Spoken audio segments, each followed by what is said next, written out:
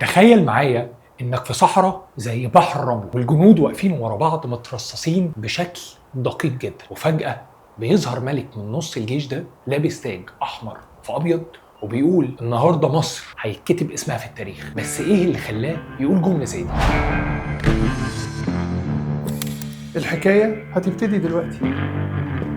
تخيل معايا انه في تاريخ مدفون، قصة حقيقية، جيش بحقه حقيقي، أسطورة مش خيال، بتحكي عن قوة ما كانتش موجودة على وجه الأرض قبل كده. جيش مش مجرد مجموعة رجال ماسكين سلاح، لا، جيش بمعنى الكلمة، منظم ومدرب وعقيدته راسخة، قدر يحمي حضارة آلاف السنين. لما بقولك الجيش، ايه أول حاجة ممكن تيجي في دماغك؟ يمكن بتفكر في الجيوش الحديثة اللي بنشوفها الفترة ديت، أو الجيوش الرومانية واليونانية اللي بنتفرج عليها في الأفلام ديت. بس ايه رأيك لما فاجئك وأقول لك إن كل اللي أنت تعرفه واللي أنت شفته عن التنظيم العسكري ده وعن التكتيكات العسكرية وعن اللبس الموحد أصله مش من هناك، أصله من أرضنا ديت، من على تراب مصر العظيم. في البداية في سؤال مهم، هم أصلا ليه احتاجوا جيوش؟ عشان أفهم ليه اتكون أول جيش لازم ارجع لايام ما قبل الجيوش اساسا، هنرجع لورا شويه كتير. تخيل معايا مصر قبل 5000 سنة، مش النهارده اللي نعرفها. وقتها كانت مجموعة من القبائل الصغيرة بتسكن في قرى ومقاطعات حوالين النيل، ناس طيبة ومعظمهم فلاحين، بيزرعوا وبياكلوا وبيشربوا من خير النيل، حياتهم بسيطة وهادية. بس الدنيا عمرها ما هتبقى وردي كده على طول. زي ما كل مكان بيبقى فيه خير لازم تلاقي العين عليه. بدأت تيجي قبائل من بره، من الصحراء اللي حوالينا، من الشرق ومن الجنوب ومن الغرب، ناس عينيها على خير مصر، عايزين ينهبوا المحاصيل، يسرقوا المواشي، وكمان عشان ياخدوا الرجالة يشتغلوا عندهم عبيد. القرى دي كانت بتدافع عن نفسها، بس كل قرية لوحدها. كان في مجموعة من الشباب الأقوياء في كل قرية بيحاولوا يصدوا الهجمات دي، بس كانت دفاعات فردية كده وخلاص، مفيش تنسيق، مفيش خطة، مجرد رد فعل. وحط تحت الكلمة دي مليون خط. في كتاب تاريخ الجيوش القديمة من دار الكتب المصرية بيقول إن في العصر القديم دوت الفرعون كان بيكون الجيش من كل نومة، ونومة هنا مقصود بيها محافظة، زي اسكندرية، زي أسيوط. كل محافظة كانت بتبعت الرجالة اللي فيها، بس للأسف ما كانوش محترفين، كانوا مزارعين بسطاء بياخدوا سيفهم وبيروحوا. هنا بقى بيجي السؤال المهم، ازاي الناس الفلاحين اللي كل همهم الارض والمحصول قدروا يتحولوا لأمة عندها اقوى جيش في عصرها؟ وازاي قدروا يوصلوا لمرحلة التنظيم دي في وقت العالم كله لسه بيتعلم يمشي؟ ده سؤال كبير والاجابة بتاعته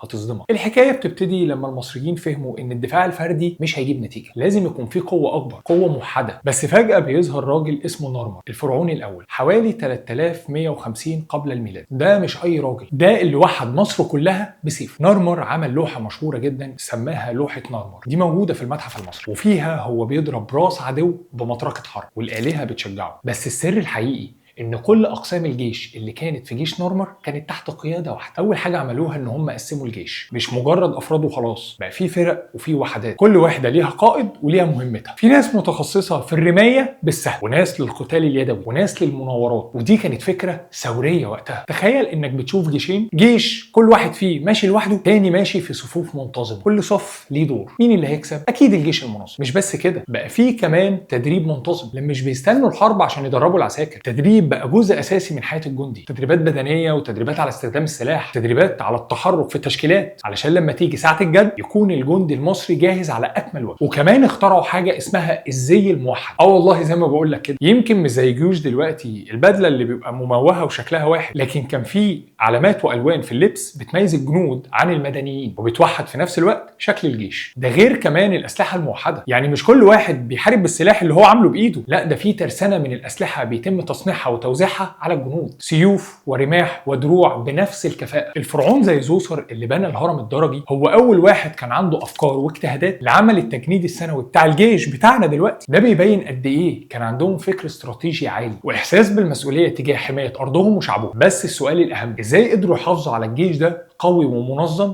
خلال الفترة دي؟ ايه اللي كان بيخليه مستمر في عطائه؟ سر استمرارية الجيش المصري ما كانتش بس في التنظيم والتدريب، السر الحقيقي يكمن في عقيدة الجندي المصري. الجندي المصري عمره ما كان بيحارب عشان الملك وبس، ولا عشان الغنايم، كان بيحارب عشان مصر، أرضه، أهله، تاريخه وحضارته. كان عنده عقيدة راسخة في قدسية الدفاع عن الأرض اللي احنا عايشين عليها، ودي كانت القوة التي لا تقهر. تيجوا بقى نتقدم شوية كمان، تعالى لي بقى نشوف الملك تحتمس الثالث عمل ايه في معركة ماجدو. أيها المشاهد الجميل، دي مش مجرد خناق، ده كان تخطيط عسكري بعبقرية. تخيل بقى المشهد معايا، تخيل معايا كده تحالف قوي جدا ما بين الكنعانيين والميتانيين، ودولت كانوا أهل سوريا، فلسطين، الأردن وتركيا، وقيادتها كلها كانت تحت إيد ملك واحد. والملك تحتمس في نفس الوقت مش سهل، وكان عارف إن المواجهة المباشرة هتكون صعبة. اختار طريق محدش عمره كان يتوقعه. ساب السهل الواسع واختار طريق ضيق جدا بيمر من عند منطقة اسمها سهل مجده. ليه بقى الطريق الصعب ده؟ عشان يعمل مفاجأة للعدو. الجنود ودول تقريبا كان عددهم 20,000 جندي مشوا في الطريق والممر الضيق ده وطلعوا على العدو من ورا. طبعا المفاجأة كانت عامل أساسي في الانتصار الأولي، بس الانتصار الحقيقي بجد ما جاش بسهولة. المدينة كانت محصنة، اضطر الملك تحتمس إنه يحاصرها لفترة طويلة جدا، حوالي من 7 ل 8 شهور. حتة صمود مش طبيعية. النتيجة بقى ايه؟ الارقام المسجلة في معبد الكرنك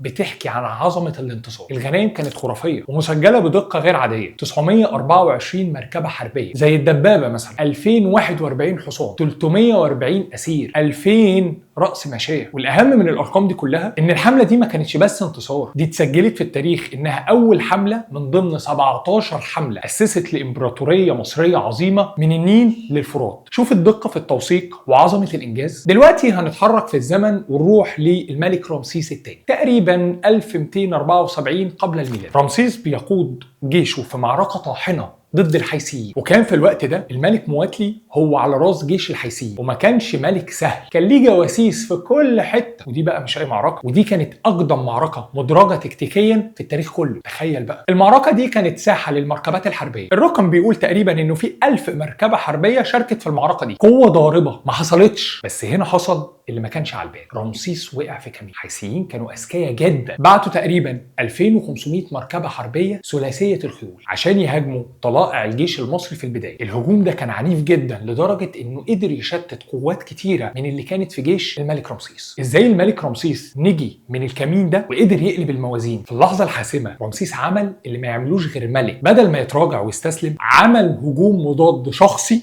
ومعاه بعض الافراد من الكتيبه الخاصه بتاعته، بس عمل بطولي. اخترق صفوف الحيثيين وقدر يقاوم بكل قوه لغايه ما وصل له فريق الدعم. ده بيوريك مش بس القياده، بيوريك روح قتاليه استثنائيه. النتيجه بقى ايه يا محمد يا حسن؟ المعركه خلصت بتعادل عسكري، بس النتيجه الاهم والاكثر تاثيرا جت بعدها بسنين. المعركه دي مهدت لاول معاهده سلام مسجله في التاريخ سنه 1259 قبل الميلاد، وقعها الملك رمسيس مع الملك حاتوسيلي الثالث. المعاهده دي محفوره لحد النهارده على جدران المعابد زي الكرنك والرمسيو باللغه الهيروغليفيه. ده دليل على ان مصر كانت قوه لا يمكن هزيمتها بسهوله. وعلى سيره التنظيم بقى، ازاي قدروا يحافظوا على الدقه دي؟ دقه التسجيل بتاع كل تفصيله بتحصل في المعركه. كانوا بيحاولوا يبقى موجود في كل وحده كاتب بيكتب كل التفاصيل اللي بتحصل في اي معركه بتحصل. ده اللي بيوريك قد ايه التنظيم ده خلى الجيش يستمر لمده كبيره جدا. وعلشان تعرف مدى عظمه الجيش ده، بالرغم ان الارقام كانت بتقول ان في تقريبا 20,000 مصري في مواجهه عشرات الالاف من الحيثيين وحلفائهم، الا انهم قدروا يثبتوا نفسهم. الارقام في صالح مين يا صديقي؟ في صالح اللي عنده تنظيم وعقيده. خلصنا بقى من رمسيس الثاني، نروح بقى للعظيم